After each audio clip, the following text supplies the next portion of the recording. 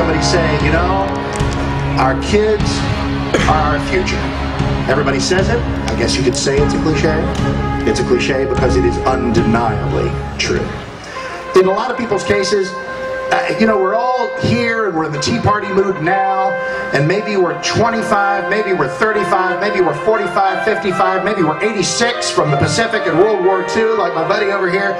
But how many of us pretty well had mush for brains when we were teenagers? Who's with me? Oh, yeah. That was great. It was fine. It served its purpose, but there's a time to grow up and a time to get some clarity. What a joy it is to find some people with clarity still in their teens. Since our kids are our future, I want you to meet this wonderful, wonderful pair of brothers out of the proud Denton County town of Flower Mound. Jonathan is 18, a pre-business major at UTA. His brother Jared is 14, and don't be frightened, federal government, he's homeschooled. Talking about. Join me in welcoming my new buddies, Jared and Jonathan Davis. Hello, everybody. Thank you guys for coming out tonight. I cannot thank you guys enough for standing up and doing what is right for America.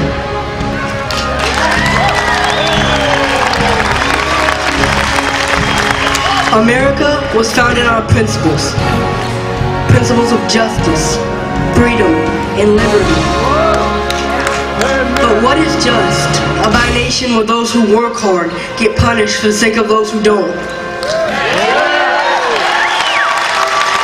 And what is free about a land where you can't pray to God in the school systems? And what about the liberties that we fought hard for? Like the ability to be able to stand up for this nation and its constitution without being labeled a right-wing extremist.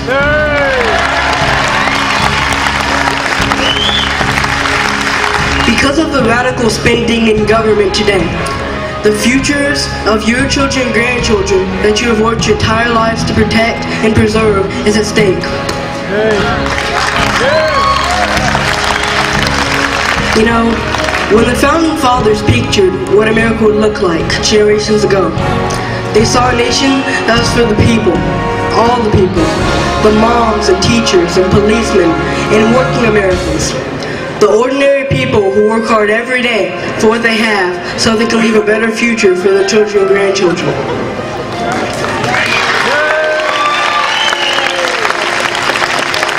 But Washington has forgotten these people. They've forgotten the people that make this country work. They've forgotten you. They care more about power for themselves than they do about you and the rest of America. They won't listen. And if Washington won't listen, we'll have to be louder. And this November we will. Because together, we will fix our future.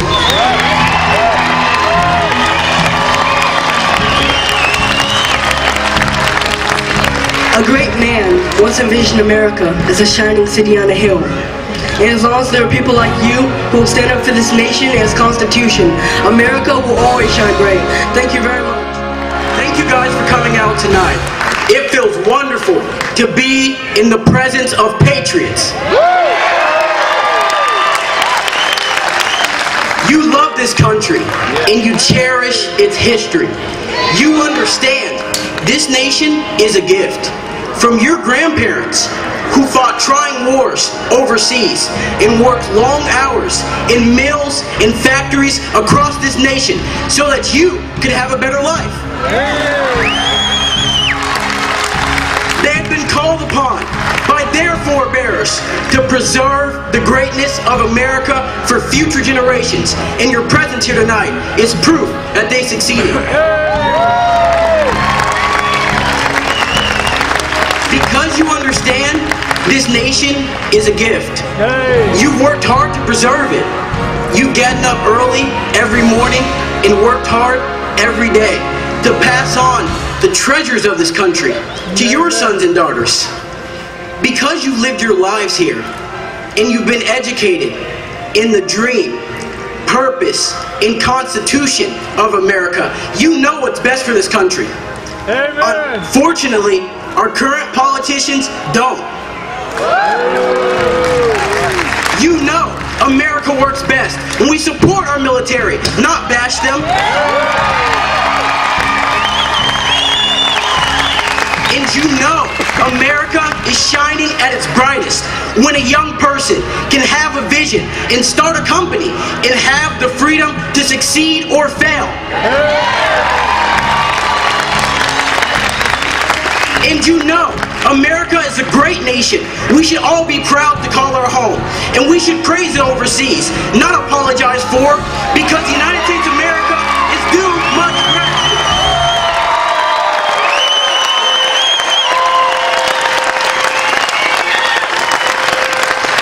And you know, this country works best when government